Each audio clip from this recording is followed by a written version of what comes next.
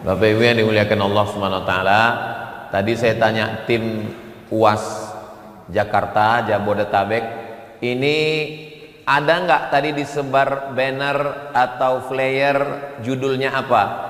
Judulnya Nuzulul Quran, Pak Ustadz. Nuzul Quran itu biasanya malam 17, malam 27. Memang Masjid Darussalam ini selalu curi start dalam segala hal. Dalam masalah mengurus tanah wakaf, dia yang terdepan. Dalam mengurus nuzul Quran, tercepat juga. Jadi siapa yang mau Idul Fitri cepat pun jadi jamaah sih. Ini kayaknya cepat ini. Nuzul Quran ini terkait dengan malamnya turun Al-Quran dan sekaligus malam Lailatul Qadar.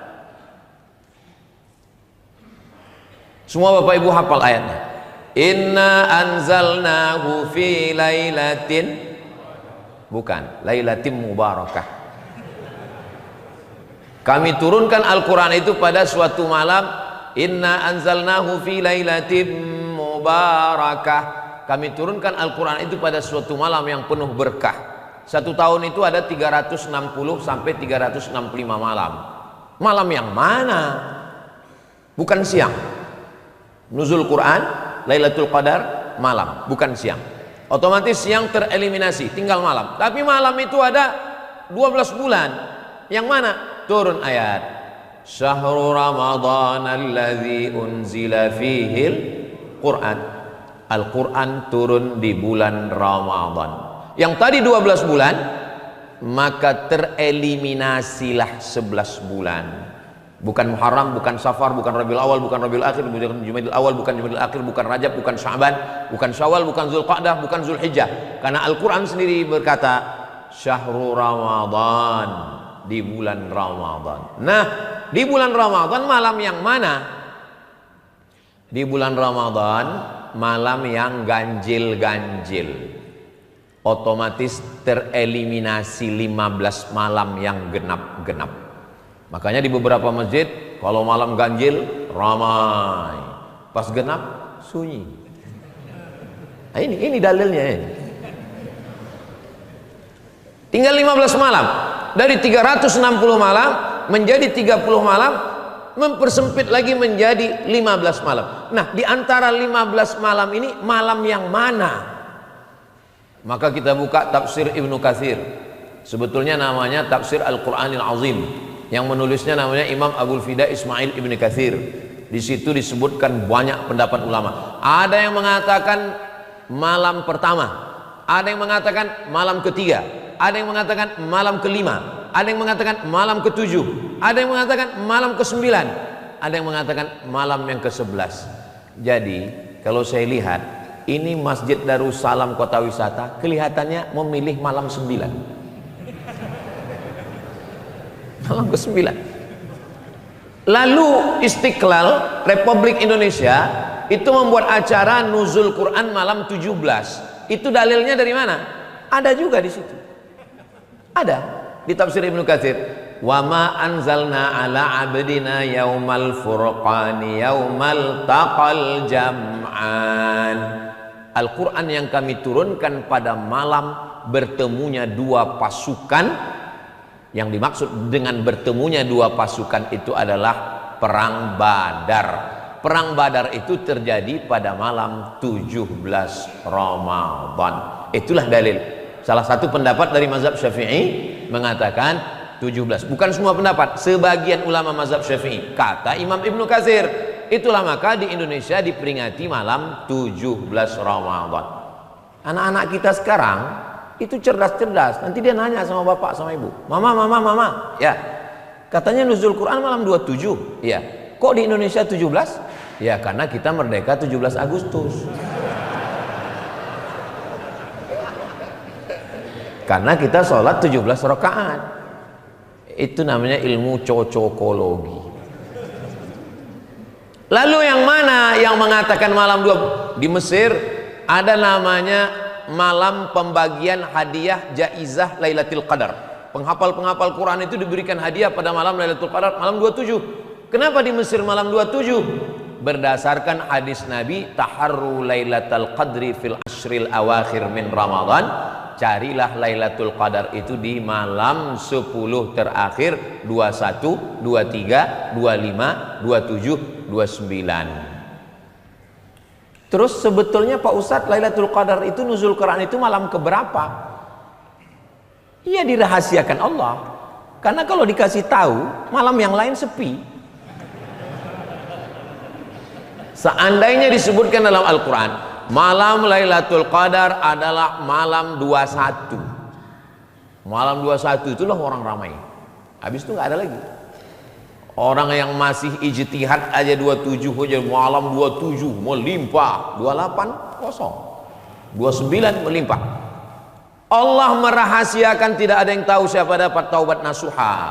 Allah merahasiakan tidak ada yang tahu siapa dapat sholat wusta. Allah merahasiakan tidak ada yang tahu siapa yang dapat haji mabrur. Allah merahasiakan tidak ada yang tahu siapa yang dapat Lailatul Qadar. Kenapa Allah rahasiakan? Supaya kita punya dua. Pertama, takut nggak dapat. Yang kedua, kita selalu berharap mudah-mudahan Ramadan ini kita dapat, insya Allah. Amin. Oh, jadi kalau begitu kita nggak tahu.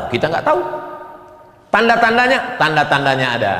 Tanda-tanda orang yang mendapatkan Lailatul Qadar itu adalah ada perubahan. Coba selesai Ramadan, kira-kira ada nggak berubah? Alhamdulillah Ustaz Somad, saya setelah Ramadan ini ada 5 perubahan. Apa itu? Berat badan, kolesterol, gula darah. Mudah-mudahan semuanya sehat. Saya melihat jamaah Masjid Darussalam ini semuanya jamaah yang sehat secara fisik dan mental. Ustaz tahu dari mana? Saya pancing beberapa pantun itu senyumnya keluar cerah. Ini senyum-senyum orang yang nggak punya masalah dan nggak punya utang. Mudah-mudahan yang ada utang lunas utangnya. Banyak juga ternyata.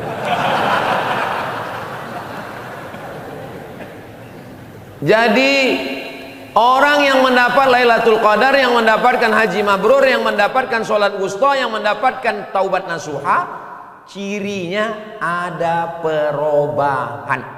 Dulu suami saya itu pelit, bakhil, medit, kikir, minta ampun pelitnya Pak Ustadz. Belanja anak-anak semua saya yang nanggung. Tapi alhamdulillah Pak Ustadz, sejak mendengar ceramah Ustadz malam-malam Lailatul Qadar Ramadan sekarang. Dulu kalau sedekah lewat kotak 2000 Pak Ustadz. Sekarang 2500.